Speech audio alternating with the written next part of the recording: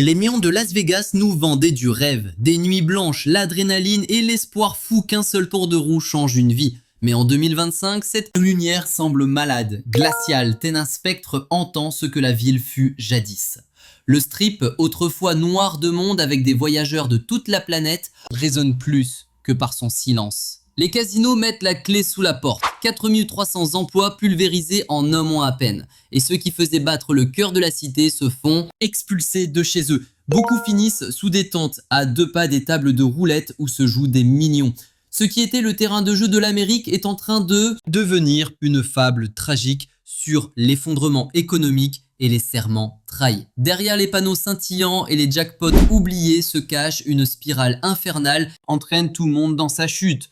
Touristes, patrons et surtout la classe ouvrière qui n'a même plus les moyens d'assurer sa propre survie. La ville bâtie sur l'illusion est en train de broyer ses propres mythes en direct. Est-ce juste la fin de Vegas ou l'aube d'une ère bien plus sombre pour les États-Unis? Ce soir, on plonge dans les entrailles de Sin City pour comprendre comment des casinos déserts, des licenciements massifs et l'explosion du sans-abrisme sont en train de réécrire l'avenir de Las Vegas et pourquoi cette chute pourrait être un avertissement pour tout le pays. Pendant des décennies, le tourisme a été le moteur vital de Vegas, injectant des milliards de dollars dans les complexes hôteliers et les restaurants. Mais en 2025, ce cœur est en arythmie. Selon les chiffres de l'aéroport Harry Reid, transmis à l'autorité du tourisme, près d'1 million de vols vers Vegas ont été annulés en seulement 2 mois.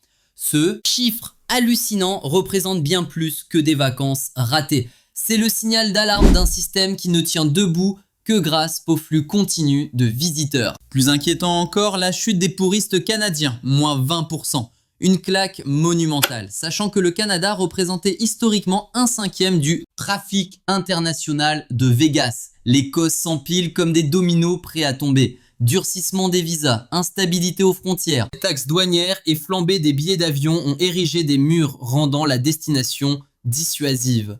Mais le véritable coup de poignard vient de la ville elle-même. Les touristes ont l'impression d'être des vaches à lait. Frais cachés, taxes de séjour, parking payant, repas hors de prix et marge délirante sur tout. De la bouteille d'eau aux places de spectacle. Celle qui se vendait comme le paradis du luxe abordable ressemble désormais à un piège à touristes conçu pour essorer les portefeuilles à chaque coin de rue. Pour couronner le tout, les PDG des grands casinos ont misé tous leurs jetons sur la chasse à la baleine, ciblant uniquement les ultras riches, ce top 20% de clients qui génèrent près de 80% des profits. Ce faisant, ils ont méprisé la classe moyenne, celle-là même qui avait bâti la légende de Vegas. Les familles du Midwest, les enterrements de vie de garçons et les joueurs du dimanche venaient en masse pour les buffets pas chers et les machines généreuses. Aujourd'hui, ils se sentent indésirables. Dans une ville qui ne jure plus que par les milliardaires et les gros flambeurs. Le retour de bâton a été violent. Désespérés, les hôtels du Strip ont bradé leurs tarifs de 25 à 50%.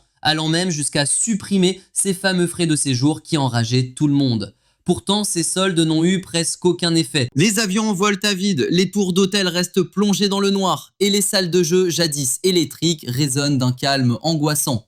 Les touristes peuvent tolérer la vie chère ailleurs, mais quand la confiance est rompue, c'est fini. Le drame, c'est que si les visiteurs peuvent toujours aller voir ailleurs comme à Los Angeles, Miami, au Mexique ou même Dubaï, Vegas, elle, est immobile.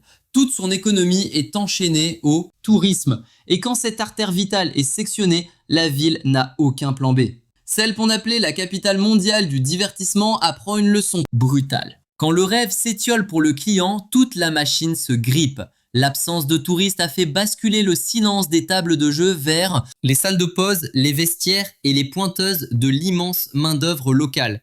En un mois, 4300 postes se sont volatilisés. Ce ne sont pas des stats sur un fichier Excel, mais des vies brisées, des loyers impayés et des familles acculées à faire des choix impossibles entre manger, se chauffer ou survivre pour des milliers de travailleurs. Ce boulot qui incarnait la stabilité et le rêve américain n'est plus qu'un pari risqué qu'ils ne peuvent plus gagner. Des employés qui ont passé des années à servir des verres, nettoyer des chambres ou distribuer les cartes se retrouvent sur appel, scotchés à leur téléphone, à attendre des heures qui n'arriveront peut-être jamais. Certains passent des semaines entières sans pointer, voyant leur paie fondre jusqu'à ce que faire les courses devienne un luxe inabordable. Pour ceux qui bossent encore, le calvaire continue. Les pourboires vitaux pour eux ont chuté de 30 à 50%. Car moins de clients signifie moins de mains. Qui sortent le portefeuille. Une serveuse a résumé la situation avec une honnêteté brutale. Les factures s'empilent et je ne sais même plus comment je vais nourrir ma famille. Demain, les fermetures frappent de plein fouet les piliers de la communauté. Le Potier Palace, une institution de North Las Vegas depuis 1974, a baissé le rideau, emportant avec lui plus de 120 emplois et des décennies de souvenirs. Pour les anciens, c'était bien plus qu'un salaire, c'était un morceau de leur identité, arraché par un simple communiqué de presse annonçant le transfert de la propriété à Truck Cookie Gaming LLC. Si la restructuration sauve les meubles pour les cadres et les investisseurs, ceux qui tenaient les tables et préparaient les repas n'ont reçu que leur lettre de licenciement pour pleurer. Ce fossé entre la survie des entreprises et l'effondrement des travailleurs définit désormais le nouveau visage de Vegas. Les PDG se vantent d'avoir économisé des milliards de dollars grâce aux restructurations et à l'automatisation. Mais ces économies se font sur le dos de ceux-là même qui faisaient briller le strip. Vu de l'extérieur, la ville scintille encore. Mais pour ceux qui y vivent, la lumière s'est éteinte. L'onde de choc est inéditable. Chaque emploi perdu n'est pas juste une paye en moins. C'est une famille qui bascule dans la précarité. On revoit les factures d'énergie, on sabre dans la liste de courses et les traites de la maison sont rejetées. Certains doivent rendre leur voiture du jour au lendemain, transformant ce symbole de réussite en un fardeau saisi par la banque. D'autres en sont réduits à rationner leur repas, étirant une semaine de provisions sur 2, sautant souvent le dîner pour que leurs enfants aient quelque chose dans le ventre. Pour les employés de service, le désespoir est d'autant plus lourd qu'ils savent qu'ils ont construit la réputation mondiale de cette ville. C'était eux qui servaient les verres à 3 heures. Petit matin, ceux qui faisaient briller les chambres avant l'arrivée des clients, qui donnaient une âme au strip même quand le désert affichait 46 degrés. Aujourd'hui, ces mêmes employés sont traités comme du bétail, une simple dépense rayée pour sauver les marges. Ce fameux rêve américain, jadis vendu sur des panneaux géants comme le gros lot d'une partie de cartes, n'est plus qu'une sinistre farce. Plus les multinationales s'engraissent, moins le commun. Des mortels a de quoi survivre. À Vegas, les vainqueurs ne sont plus désignés par la roulette. Le sort se joue dans des bureaux feutrés ou des cadres bien installés. Regarde ceux qui ont porté la ville à bout de bras, glisser chaque jour un peu plus vers la rue. Et pour des milliers de familles, ce précipice n'est pas une théorie. C'est le chapitre suivant de ce cauchemar réveillé. Si le licenciement était la première fissure dans la façade étincelante de Vegas, la marée de sans-abri et l'effondrement qui se déverse désormais sur le strip. Selon les services sociaux du sud du Nevada, début 2025, le comté de Clark comptait près de 8000 SDF. Mais quiconque arpente le boulevard de Las Vegas sait que ce chiffre est ridicule. Au-delà des stats officielles, il y a ceux qui dorment dans des épaves, les tunnels d'évacuation ou sous les ponts. Des gens bossés pour ces mêmes casinos qui envoient maintenant la sécurité les chasser. L'ironie est brutale. Dans une ville aux 150 000 chambres, des milliers de personnes ne trouvent pas un coin pour se poser. Des familles qui astiquaient ces chambres ou servaient au buffet s'entassent dans des bidonvilles, faits de palettes, de bâches et de ferraille. Des abris précaires qui cuisent sous un soleil de plomb à 46 degrés. À 2 pas des tables de roulettes à plusieurs millions et des suites de luxe. Des rangées de tentes colonisent les trottoirs, transformant la capitale mondiale du divertissement, une contradiction aveuglante. D'un côté les néons, de l'autre la détresse humaine. Derrière les chiffres, les destins sont brisés. Une mère, isolée, ancienne femme de chambre, élève ses gosses sous une tente près de l'avenue Tropicana. Un chauffeur de navette qui trimballait les touristes dort dans son fourgon, ruiné par les dettes après son licenciement. Un vétéran qui pensait que son pays ne le lâcherait jamais se demande s'il passera la nuit sur le strip. Ce ne sont pas des vagabonds venus d'ailleurs, ce sont ceux-là même qui faisaient tourner la machine Vegas. Là, la visibilité de cette crise est en train de massacrer l'image de la ville en direct. Sur TripAdvisor ou Yelp, les avis pleuvent. Mendicité, agressive, odeur d'excréments et bagarre pour un bout de trottoir là où on prenait des selfies avant. Un voyageur a écrit. Sans détour, vacances gâchées, ambiance chaotique. Je ne me sentais pas en sécurité, je suis parti plus tôt. Même les géants comme le Flamingo, le Luxor doivent blinder leur budget sécu et dire aux clients de ne pas sortir après 22 heures. Pour les petits commerçants, c'est l'hécatombe. Restos et boutiques de souvenirs sur le strip voient leur chiffre d'affaires divisé par 2 depuis que les campements ont poussé. À côté, un vendeur a lâché lucide et glacial. Les clients voient les tentes et tracent leur route. Si ça continue, je finirai peut-être, moi-même, sous une toile. L'engrenage est impitoyable. La misère fait fuir les touristes. Moins de touristes, les commerces souffrent, licencient et créent de nouveaux sans-abri. À Vegas, la rue n'est plus cantonnée au coin sombre du centre-ville. Elle se propage comme une traînée de poudre sur l'avenue la plus riche et visible d'Amérique. Le strip, vendu comme une oasis de luxe et d'évasion, est devenu le théâtre d'une crise humanitaire galopante. En à peine 3 ans, le nombre de sans-abri a bondi de 56%. Et même les responsables du tourisme avouent que la situation leur échappe. Ce n'est pas juste moche à voir, c'est un trou noir qui menace d'engloutir toute l'économie de Vegas. Tant le touriste ne peut plus distinguer le rêve de la réalité. Quand les néons éclairent des familles sous des tentes, la magie se brise. Et dans une ville bâtie sur du vent, une fois que l'illusion craque, c'est la fin. Les lumières brillent toujours, mais dans leur ombre, une armée de travailleurs oubliés lutte pour sa survie. Ce qui a commencé par des casinos vides a débordé sur les trottoirs, devenant une crise majeure au cœur du terrain de jeu de l'Amérique. La suite, quand la détresse pourrit sur place, le danger ne reste pas. Caché, il métamorphose la rue elle-même. Alors que les campements se multipliaient à travers Vegas, une autre ombre a commencé à planer sur la ville, la criminalité. Selon le FBI, le Nevada a pris 7% de crimes violents en 2023, un chiffre que les analystes lient directement à l'effondrement du tourisme et au désespoir des laissés-pour-compte. Avant, le strip était une bulle où les touristes se sentaient intouchables, protégés par les lumières et les caméras. Aujourd'hui, ces mêmes avenues ressemblent à des zones de non-droit. Le lien est évident. Quand tu perds ton job, ton toit et ton espoir, les vols et la violence explosent. Les habitants de North Las Vegas ne sont plus tranquilles dans les rues la nuit. Un petit commerçant explique qu'il baisse le rideau des heures plus tôt, à cause des rixes qui éclatent à côté. Le brouhaha joyeux des restos et des épiceries a laissé place à un silence pesant, brisé seulement par une sirène ou des hurlements sur le trottoir. L'impact sur le tourisme a été immédiat et violent. Les sites de voyage débordent de commentaires de visiteurs choqués qui racontent s'être fait harceler, avoir vu des bastons aux arrêts de bus ou avoir peur même dans la foule. Les touristes n'évitent plus juste les coins traîneaux, ils fuient la ville entière. Pour Vegas, où tout repose sur les apparences, cette tâche sur sa réputation pourrait faire plus de mal que la faillite économique elle-même. Les sociologues préviennent que la criminalité Las Vegas n'est pas qu'une statistique, c'est le symptôme visible d'une fracture sociale profonde. Des communautés autrefois soudées par le travail et la prospérité éclatent sous le poids de la misère. Les vieux résidents parlent de voisins qui disparaissent du jour au lendemain, des familles. On assiste à l'abandon massif d'appartements, transformant des îlots jadis vivants en villes fantômes. La psychose est contagieuse, les résidents se terrent, les touristes annulent et les petits commerces voient leur clientèle fondre comme neige au soleil mois après mois.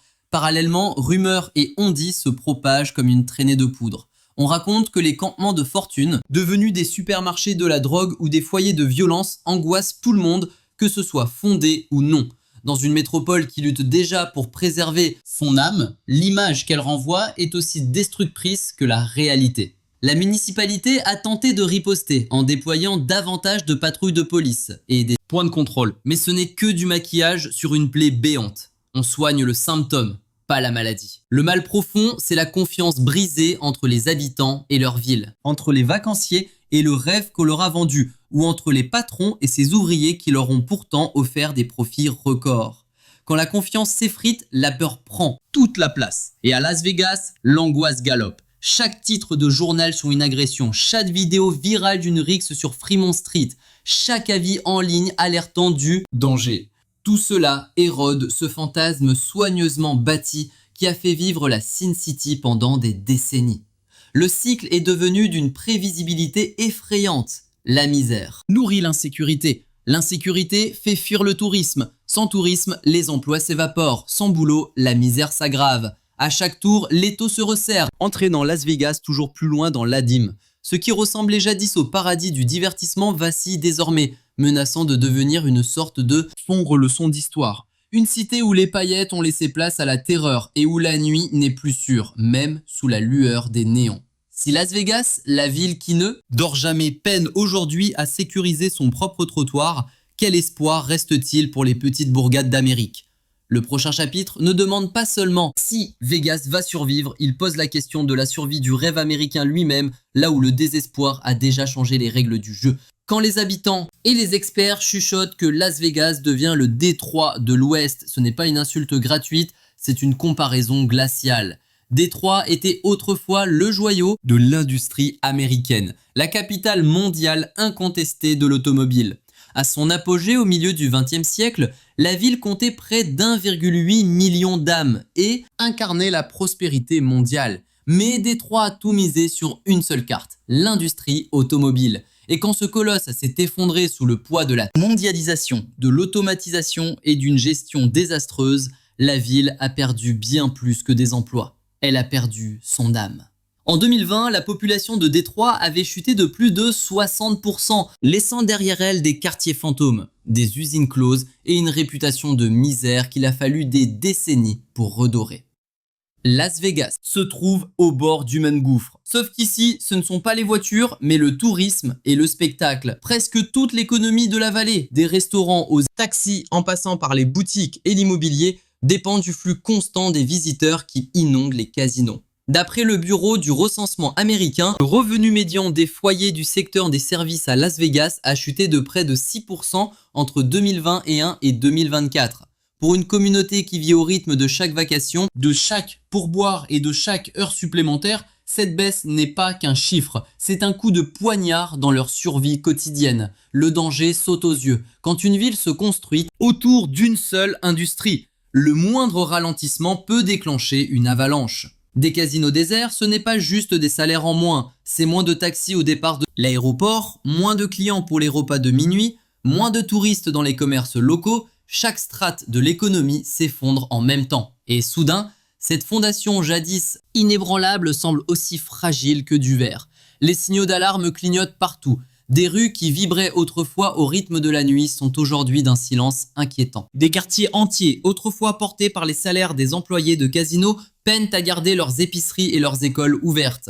Pour beaucoup d'habitants, le parallèle avec Détroit ne se limite pas à l'économie, c'est une question d'identité. Détroit était la Motor City, mais ce nom est devenu la relique tragique d'un passé qui n'existait plus. Grisaille, on entend des murmures d'espoir. De grandes entreprises tentent de réécrire l'histoire de la ville en implantant de nouvelles industries au Nevada. Amazon étendu son réseau logistique ici, promettant des milliers d'emplois dans ses entrepôts. La Gigafactory de Tesla près de Reno a transformé le nord du Nevada en un pôle d'énergie propre et de production de batteries, laissant entrevoir la possibilité d'un corridor technologique traversant le désert. Ces projets ne vont pas remplacer les milliards des casinos du jour au lendemain. Mais ils signalent un avenir où Las Vegas ne serait plus enchaîné à un simple lancer de dés. Le défi est de savoir si la ville peut retenir la douloureuse leçon de Détroit avant qu'il ne soit trop tard. Détroit a ignoré sa dépendance excessive jusqu'à ce que l'effondrement l'ait englouti. Las Vegas a encore une chance de changer de cap, mais cette opportunité s'amenuise à chaque mois de licenciements,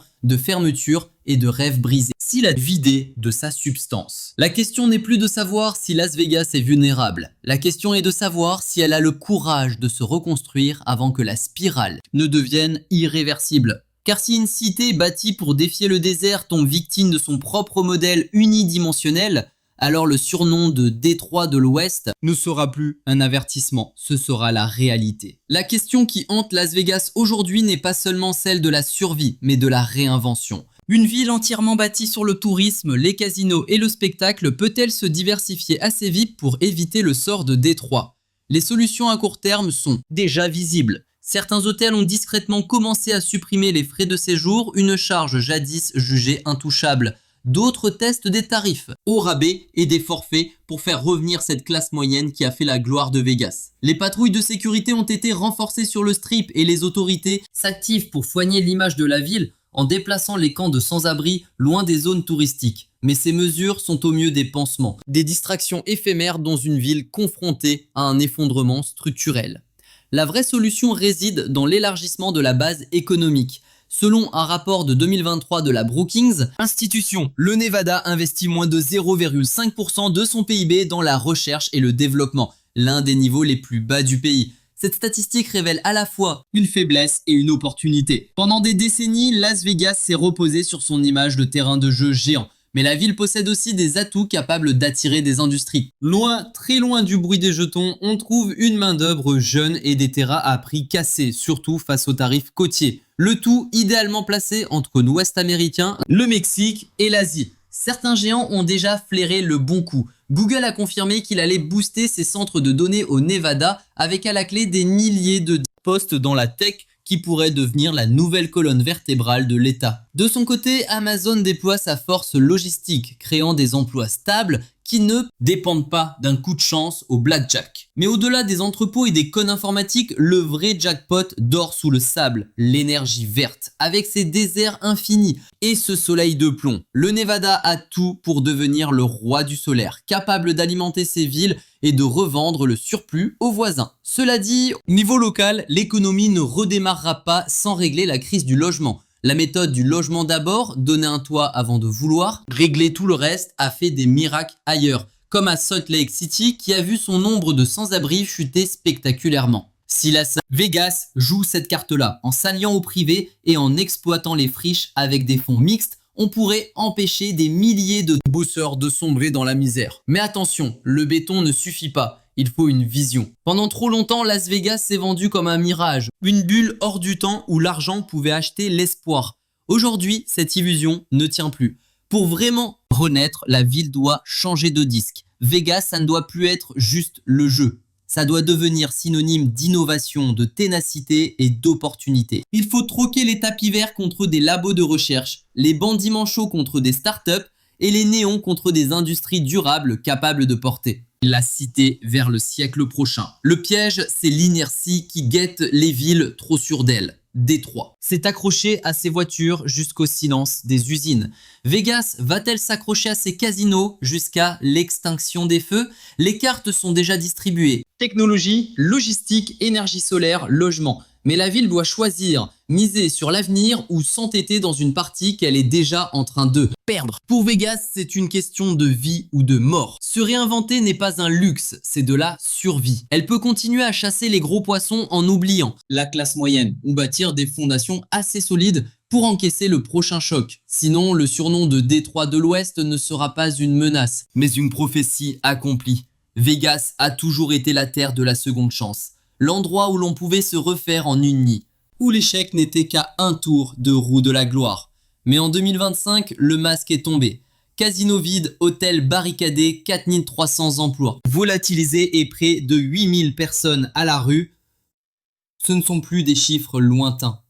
C'est le nouveau visage d'une ville qu'on croyait intouchable. Cette descente aux enfers dépasse l'argent perdu aux tables de jeu. C'est le drame des familles abandonnées, du tissu social qui se déchire et de cette angoisse grandissante. La capitale mondiale du fun devient un exemple à ne pas suivre. Le parallèle avec Détroit n'est pas juste une image, c'est une alerte rouge. Une ville qui met tous ses œufs dans le même panier court à la catastrophe. Détroit a attendu trop longtemps pour se diversifier, laissant des ruines là où régnait la richesse. Vegas a encore une carte à jouer, mais il faut oser le virage technologique et écologique, tout en garantissant des logements abordables pour construire du solide, loin des promesses en néon. L'histoire de Las Vegas n'est pas finie, comme New York dans les années 70. Revenu de l'enfer de la faillite, Vegas peut encore réécrire sa fin, mais le temps presse. La ville signera-t-elle le prochain grand comeback américain ou restera-t-elle le symbole d'un rêve écroulé sous son propre poids? La réponse ne dépend pas que de Vegas, mais de la réaction du pays face aux fissures de son icône. Car si le paradis du désert peut s'effondrer, il faut se demander quel sera le prochain rêve américain à partir en fumée.